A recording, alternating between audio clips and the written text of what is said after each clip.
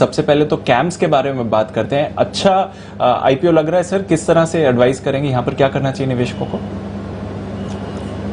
बिल्कुल लग रहा है दीप, और ये एक पोर्टफोलियो स्टॉक हो सकता है कैम्स का जो आईपीओ। देखिए इसको आप है ना कंपेयर कीजिए सीडीएसएल से, डिपॉजिटरी से।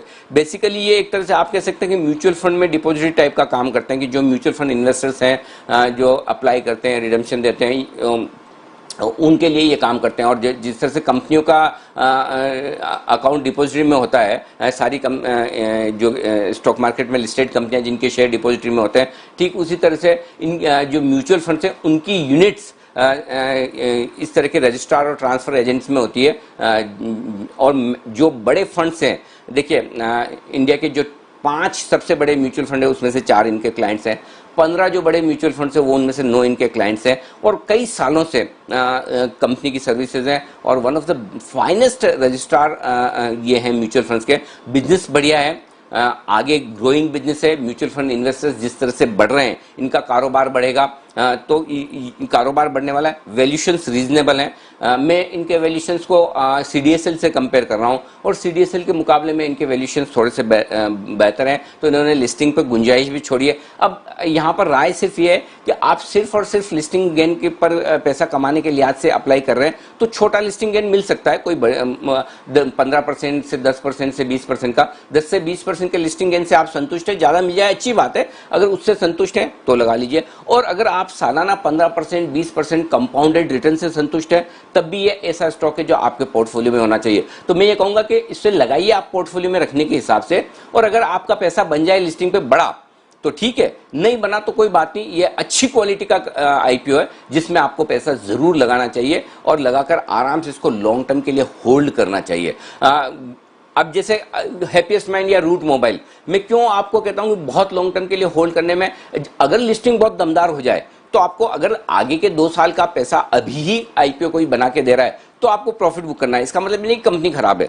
कैम्स के केस में हो सकता है लिस्टिंग उतनी दमदार ना हो, लेकिन आप सोचिए अगर जो बड़े बड़े फंड्स हैं वो यहाँ पर स्टेक खरीद रहे हैं, एनएससी अपनी स्टेक बेच रहा है और बाकी फंड्स खरीद रहे हैं, तो नेचुरली जो फंड स्टेक खरीद रहे हैं वो फंड बिजनेस किसको देंगे? जहां उनका इन्वेस्टमेंट है वहीं तो बिजनेस देंगे। फॉर एग्जांपल एसबीआई या यूटीआई, अगर वो स्टेक खरीदेंगे तो बिजनेस यहीं देंगे। तो मेरा ये मानना है कैम्स एक बढ़िया इन्वेस्टमेंट आईपीओ, इन्वेस्टमेंट के हिसाब से सोचिए, ट्रेडिंग के हिसाब से मत सोचिए, और बहुत शॉर्ट टर्म आपका व्यू है तब भी लगा लीजिए, कोई इशू नहीं, लेकिन ये पोर्टफोलियो में रखने लायक है। बिल्कुल, तो लिस्टिंग गेन्स तो ठीक है, बट अगर आप पोर्टफोलियो स्टॉक चाहते हैं तो फिर कैम्स आपके लिए एक अच्छा ऑप्शन है। केमकॉन, इसका भी आईपीओ सर आज खुल रहा है, क्या यहां पर पैसे लगाने चाहिए? दीप, ये मौके पर चौका लगाने वाली कंपनी की, चलिए केमिकल को लेकर और ये सारे जो इतनी गर्मी चल रही है मार्केट में, जिसके आगे पीछे केमिकल कहीं दिखे वो शेयर ले लो, और वो शेयर बढ़ने ही बढ़ना है, उसका फायदा उठाने के लिए आईपीओ लेकर आ रहे हैं। देखिए बैलेंस शीट उतनी मजबूत नहीं है, हमने डिटेल में बैलेंस शीट पढ़ी है, डेटर्स साइकिल बढ़ रहा है, एम्प्लॉयज कॉस्ट घट रही है, डिस्काउंटेड कैश फ्लो उतना कंफर्टेबल नहीं दे रहे हैं। तो मैं डेटा से और बैलेंस शीट से और इनके रेशियो से कंफर्टेबल नहीं हूँ।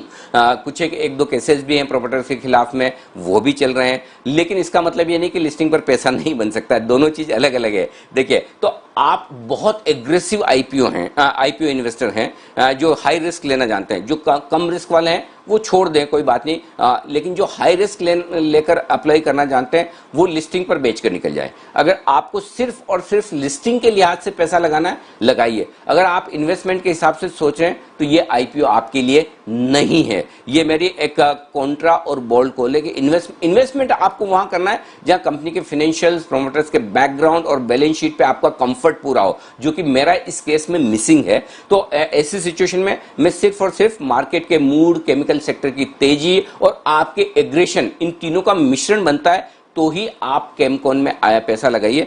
हो सकता है लिस्टिंग दमदारों में, फिर कह रहा हूं आज के माहौल को देखते हुए कोई बड़ी बात नहीं, 50, 75, 100% ऊपर स्टॉक लिस्ट हो जाए, तब आप ये मत सोचिएगा कि मेरा तो मिस हो गया। मैं इसीलिए कह रहा हूं कि आप पहले दिन बेचने के लिहाज से अगर आईपीओ में पैसा लगाना चाहते हैं, लगा लीजिए। रिस्क बैलेंस शीट के लिहाज से ज्यादा है, मार्केट के लिहाज से कम है। तो आपको अगर सिर्फ और सिर्फ क्वालिटी के साथ रहना है, जैसा कि हमारे रामदेव सर कहते हैं, और आज जुड़ेंगे भी 11 बजे मेरे साथ, उनका मैं खास इंटरव्यू करने वाला हूं रामदेव अग्रवाल साहब का। तो अगर आप क्वालिटी के हिसाब से देते हैं तो आपके पास केमिकल स्पेस में ढेर सारी कंपनियां ऐसी है जो बढ़िया क्वालिटी की और बड़ी लीडर हैं, आप वहां पैसा लगा लीजिए। लेकिन आपको भी कंपनी अगर मौके पर चौका लगा रही है और आपको भी उसका फायदा उठाना है तो फिर कर लीजिए आईपीओ में लिस्टिंग के दिन bye bye exit. Thank you very much.